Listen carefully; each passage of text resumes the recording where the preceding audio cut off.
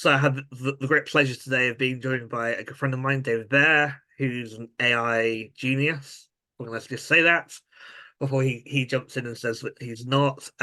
We thought we'd just have a discussion about how we're using AI in our businesses. So David runs a couple of different things, which I'll get him to introduce himself in a second. And I'm an ecom marketer who's using AI to really speed up the process of doing lots of the menial tasks. So, David, welcome. Do you want to introduce yourself? Tell me more a little about what you're doing with AI, how it's helping you. Let's jump off from that point. Yeah, I first of all, thanks for doing this with me. And I will say right off the bat, I am not a genius on this front, and very few people are. We're all really just learning this, and I'm an enthusiastic and active user of the technology in certain areas, right? Specifically generative AI, Yeah. and I've been doing a lot of work using these tools since the end of 2019. But my background has been in marketing and business growth in a whole bunch of different industries, from the performing arts, live performance theater and classical music specifically, the wine industry, and since 2010, I have been running marketing services for others and consulting on behalf of others.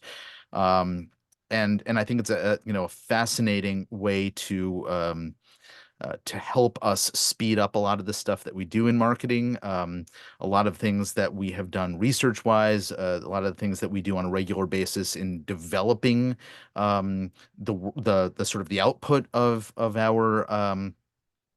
our marketing materials and doing analysis of the progress are just a few of the areas, and we can dig much deeper into any of those areas. But I've been since the beginning of 2023. We're recording this at the end of the year right now. Indeed. I have been talking with business owners about how they can and ought to be looking at these tools and this technology to help advance a lot of the work that they're doing, and have found all kinds of different additional use cases, angles for applying the technology as well.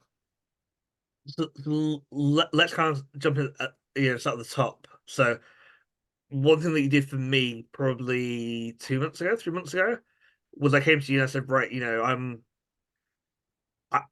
I think my market wants to talk about these kind of pain points. And you said, right, cool. And you put that into, I think it was ChatGTP, and you came up with about 20 different pain points. And it was just extraordinary the ideas that it could generate.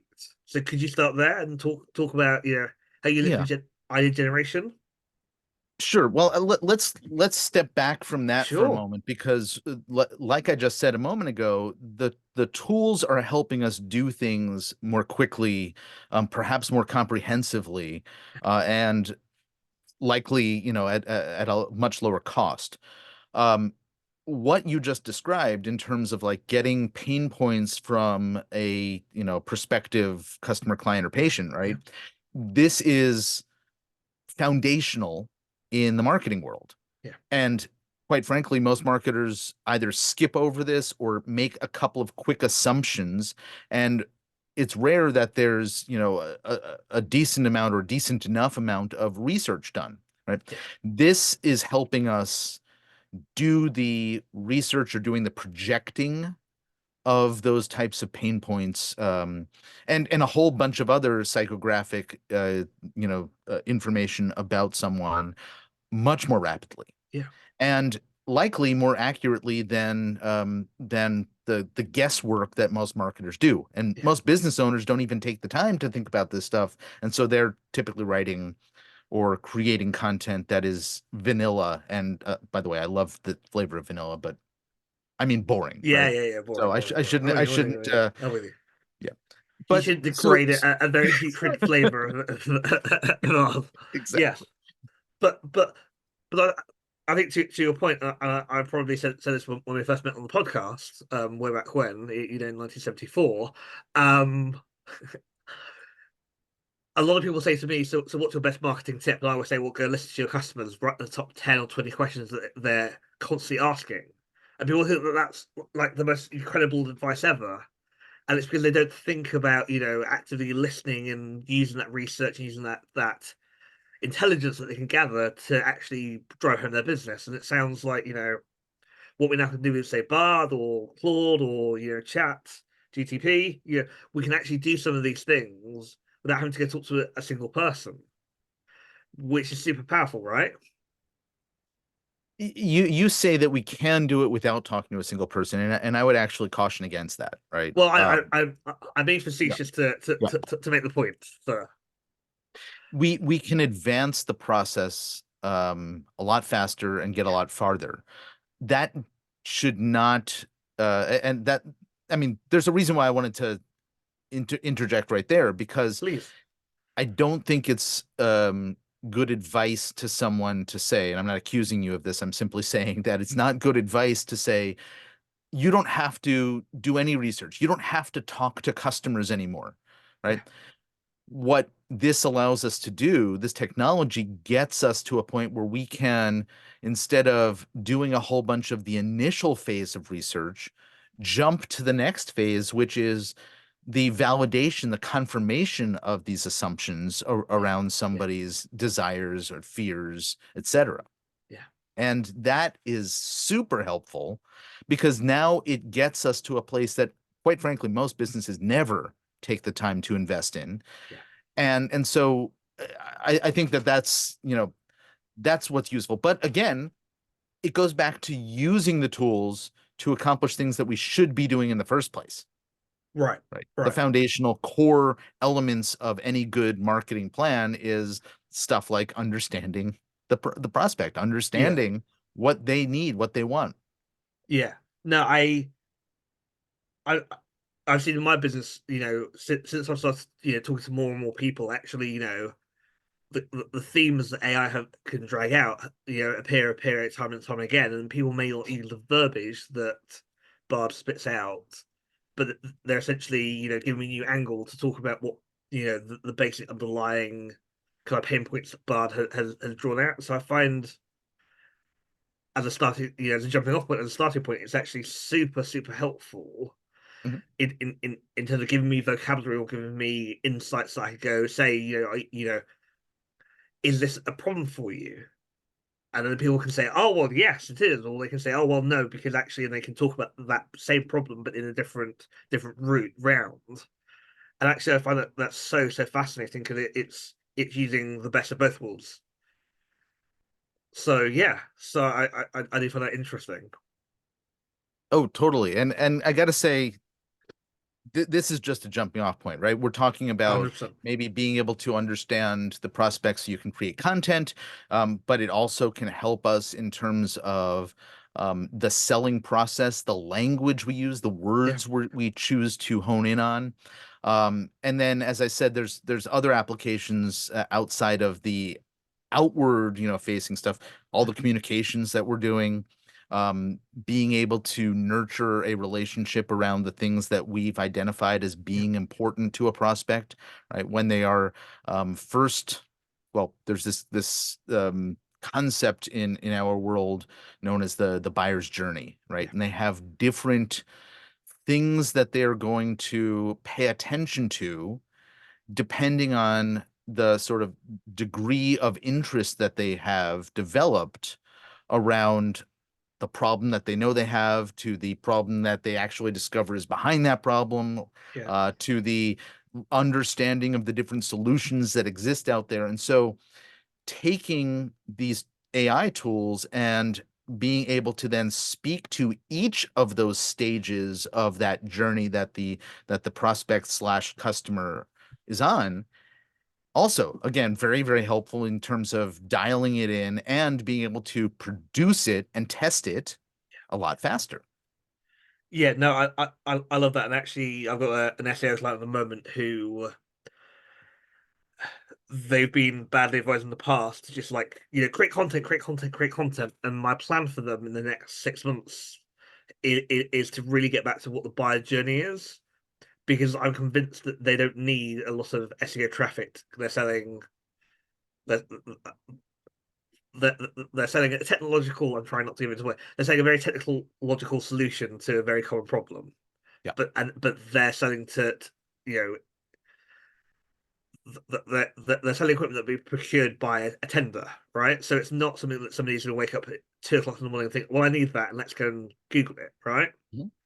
But they are going and doing trade shows and doing mail outs and talking to the key decision makers.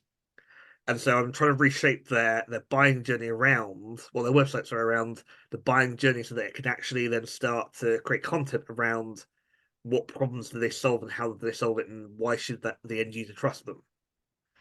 And I'm super pumped to get into to using some of these AI tools to really map that out for them and really hone down in terms of what they've told me that the problems are, what I know the problems are, and what we can kind of glean from AI and what we can glean from what other people's perspective is. And I think the three heads are going to be far better than one head, but also it's going to mean that we actually probably talk a far deeper level to the actual pain that we can solve. Mhm. That it was just one of us, or we were just being led by market research. So yeah, I do think it's fascinating in terms of user journey and buyer's journey because I don't think a lot of small businesses talk about that enough, and I don't think a lot of small businesses think about that. They think, right, can I make a sale today? They don't think about, right, how can I, out of the two people that turn up, how can I encourage them to buy, say, in the next 6 months? Yeah.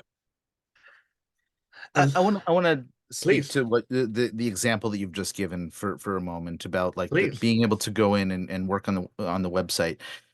A lot of the business owners I'm talking to who are like, well, this is fascinating, but I don't even know where to begin using these tools. And right, the place to begin using the tool, if this is going to sound a little bit, silly, is using the tool.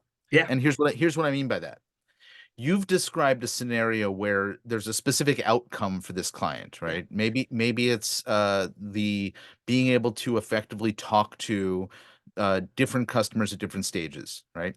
And you yeah, could simply go into one of these tools and say, I don't know anything about this subject.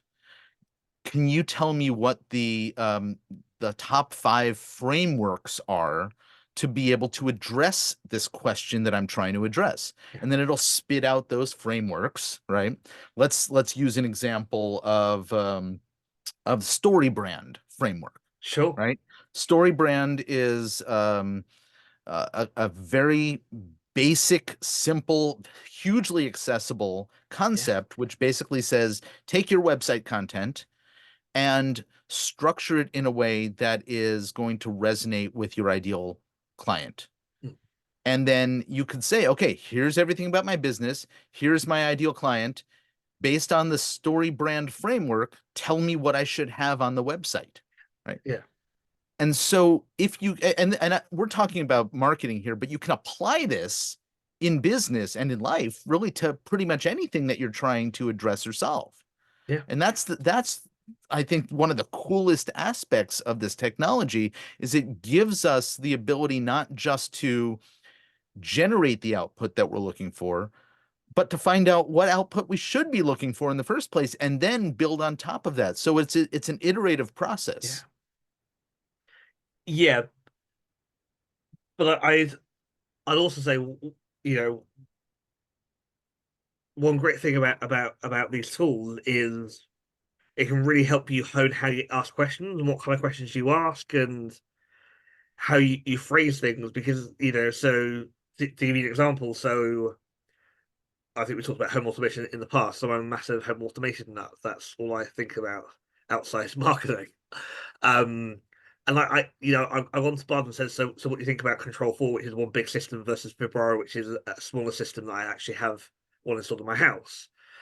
And it can give you quite a nuanced answer, and then it will then lead you to say, right, okay, so what Control 4 hubs are available, because every system has a hub that all devices connect to, Mhm. etc. Versus, and it can spit out, and it's really insightful in terms of how it directs you to the next question of what to ask, without you feeling like you're being told like you're at school.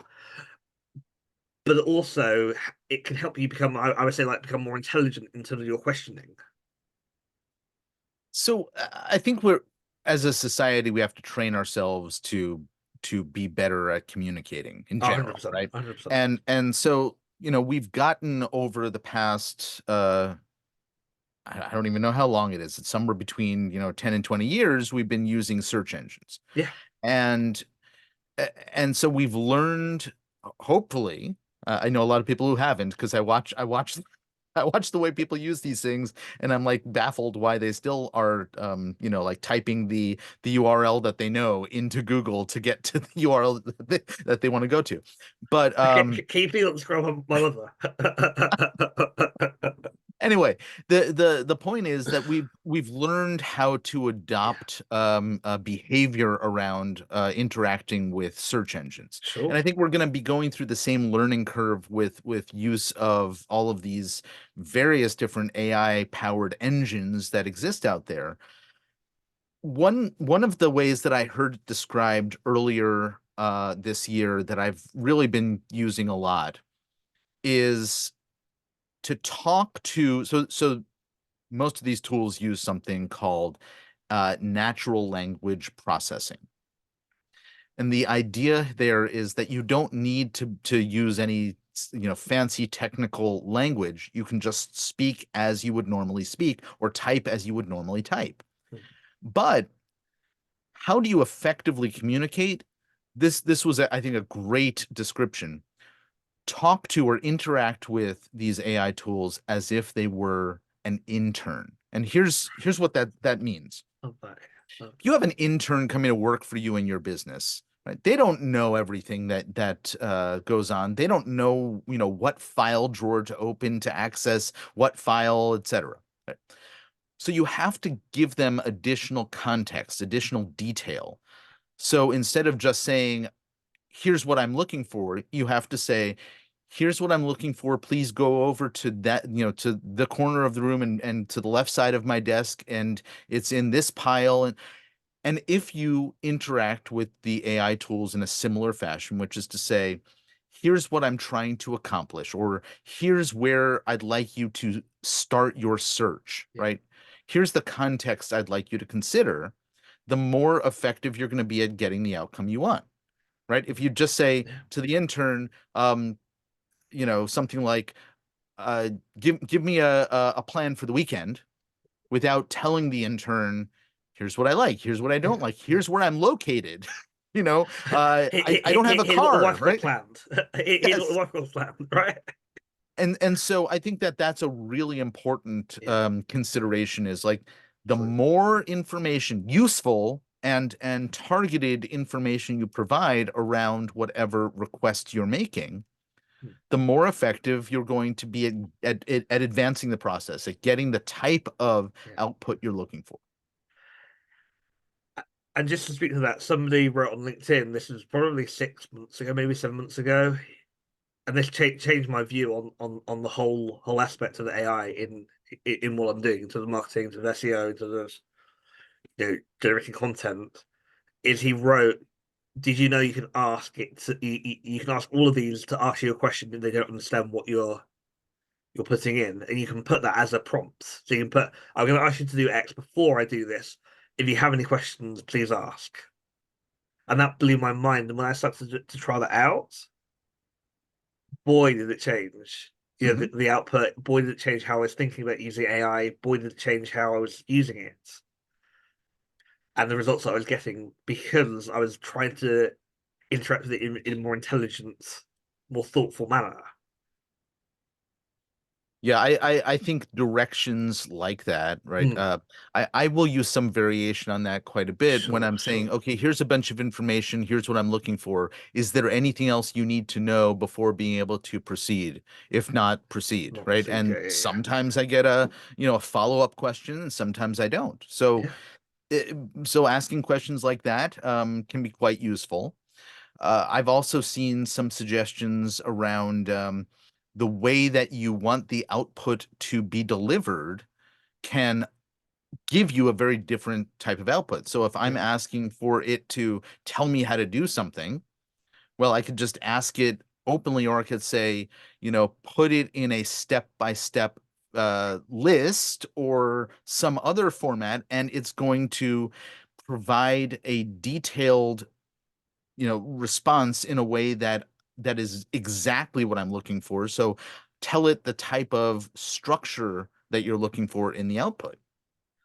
So just on that, and I think this dovetails nicely. So last month I was working on a client site. They have an e-commerce site with, I think it's like 223 products and about 100 category pages. And obviously writing meta descriptions. So meta description, if you're unaware, is a little bit of text that shows up when you search something in the search engine. Having to write that 160 characters for 400 pages, let's just say, argumentatively, for argument's sake, 400, that's you're looking at weeks, right? Mhm. What I've realized is I can type in, please write a single sentence of 160 characters or less for a product X, right? Then put the product in brackets, and it would. And actually, it was generating incredible results Yeah. just based off of that. And then I was able to edit it down and put in. So I was doing CTA of, like free delivery, right? Or free UK delivery. I'm in the UK. You can't tell by the accents. I guess they can because they probably got subtitles on. Anyway, um, so yeah, but it took me a couple of iterations to get to the point because I just started by saying write me a meta description and it didn't really understand that, so it's giving me you know pages and pages and pages of output, and I was then put give me 160 characters or less and didn't really get that, and so then when I put write a single sentence of 160 characters or less for a meta description, it immediately jumps in and goes, right, I know specifically what you're asking for. I can deliver. And again, that was game changing, because I had to do all these other SEO tasks on that site, and Mhm. meta descriptions was just one tick box on a laundry list of items. Yeah. This is a good example of, I think, what is required in using these tools. There's so many people who I have encountered who said, "Yeah, I tried it. It's really terrible. I don't know why everybody's so excited." And it's because they tried it once and they asked a question that was, sending them a not very helpful, not very thorough answer, Yeah, and they didn't go back and try to refine the interaction. yeah, I made a discovery last week, which I'm sure was probably a super obvious thing. I just hadn't had occasion to sure. test something like this. I needed to I'm terrible with Excel and understanding like all the different formulas and equations and things, and so I needed some help with that on a Right. project. So I asked ChatGPT for some guidance there, and then I thought, well, wait a second, do I even need to just like learn how to do this, or can you do it for me? And so I then uploaded a CSV file that I was trying to make some adjustments in, and I asked it to do all the things that I was initially just trying to do the research for, Right. right? So I iterated a little bit further, and I thought, oh wow. And so it reformatted the entire thing. And then I said, okay, now I need to parse, this information out of the spreadsheet. Yeah. And now I need you to take the spreadsheet, which is, I don't remember how many records, but way too many records. And I need it to be split up into multiple spreadsheets that were smaller numbers of records. Yeah. And it did all of that for me. I would not Yeah. have known this from the No. beginning, except if I had asked to see if it could do it. And it was taking hours to do, right? Oh, absolutely. Yes. And a lot of frustration because it's not something I enjoy. No, no, no. Yeah. And that that's what that's how I see us using AI, 2024, 2025, and beyond, is really just understanding, it can speed up tasks and take tasks that are going to take us hours to do, and it can really split it up into meaningful, smaller tasks that are much easier to accomplish. That means that we can actually focus on what we're good at. And I think a lot of people think AI is coming for their jobs, and I've kept saying all this year, and you must be saying have been saying this for 3 or 4 years now. AI's not coming for your job if you're doing a high level of thinking, or you're doing a high level of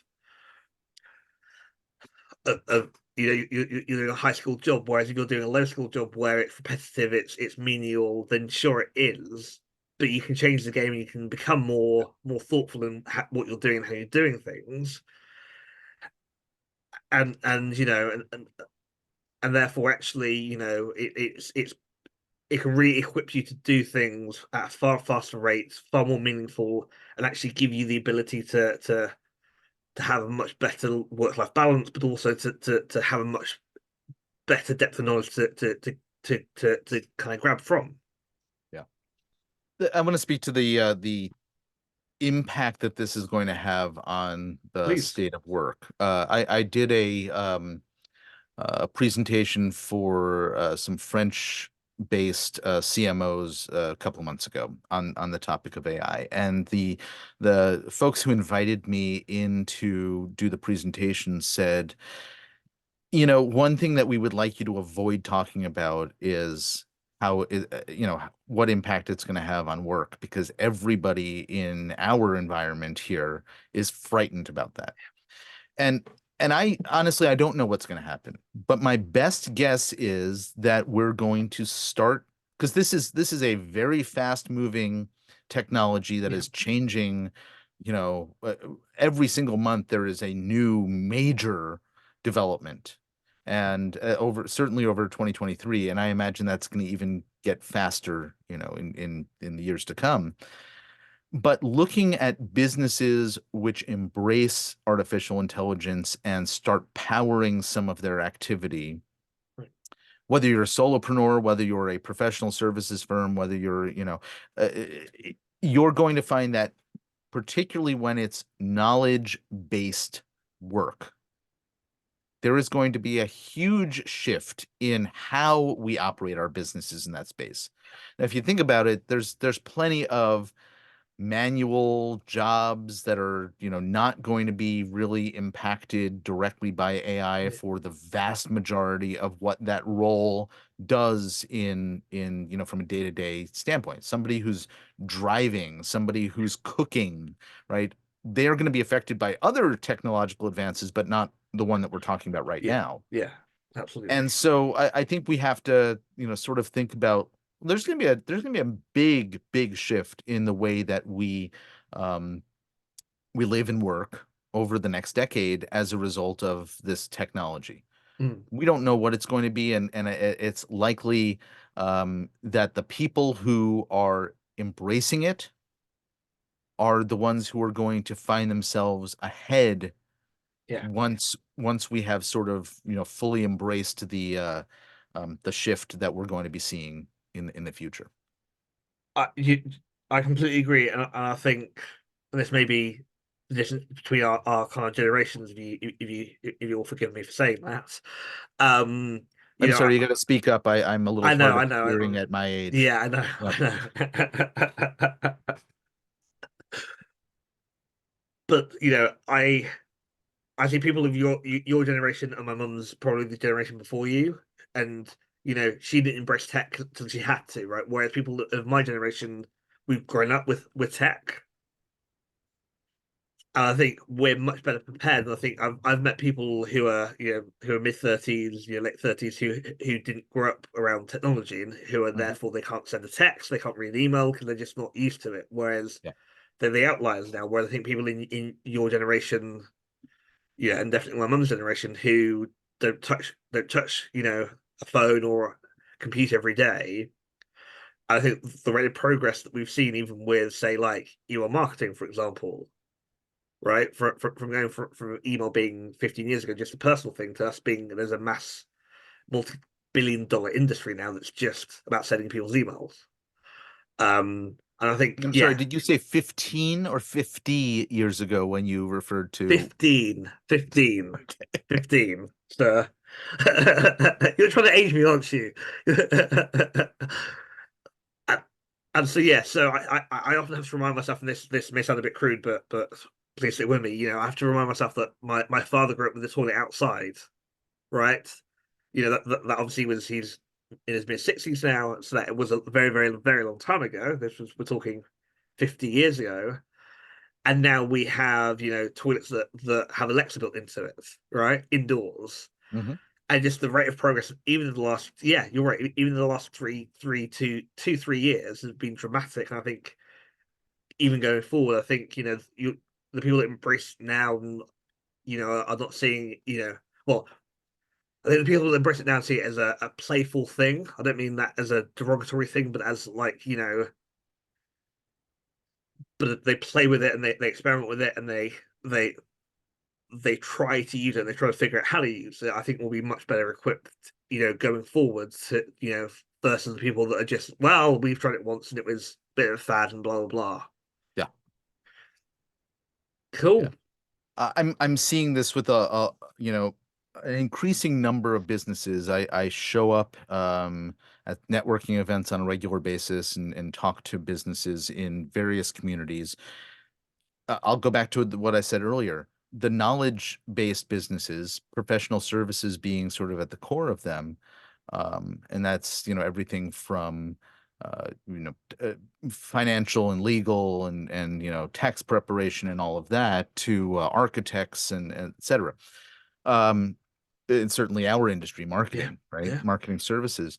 There is so much opportunity to leverage this that is that's staring us right in the face. And then I go to other communities like construction, right? Very manual, and while Yeah. there's project management stuff that certainly most of the people in the room when I start talking about this topic, they're scratching their heads saying, why is this relevant to me? Yeah. I don't see this as being helpful or important for me to pay attention to. And I think that's going to shift significantly over Yeah. time. But it's going to happen in phases, and it's going to be fascinating to see what happens over the next several years. And I'm excited for the technology. I'm also frankly a little nervous about some of the safety and Yeah. downside of what this technology could mean as well. And I think it's important to speak about both sides of the issue, because it's not necessarily all an upside, right? There Yeah. there are Yeah.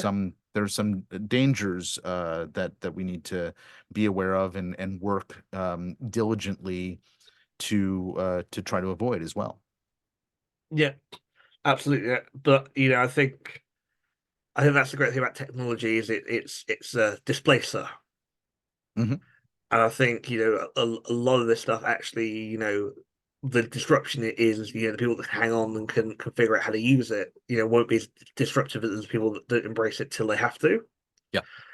And yeah, I agree. I think it's a really, really exciting time. I think going forward is going to be really, really amazing what happens with this and the forethought of what we can then end up doing, as a consequence of using AI more and more and more. It's really, really exciting times. Oh, I think so as well. Well, this has been a great chance to chat about it, Yeah, this and has been amazing. Yeah. yeah, and I appreciate you making the time for us to do so. Oh, my pleasure. It's been great. We'll have to do this again soon. Indeed. Take care. Bye.